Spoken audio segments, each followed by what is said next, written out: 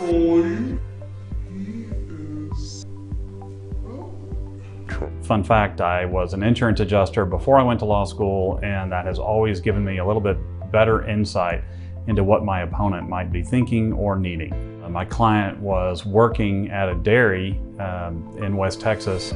What happened was that my client was in an area where there are cow beds, basically these small little corrals fit for one cow each, and a guy is driving by with a sand wagon.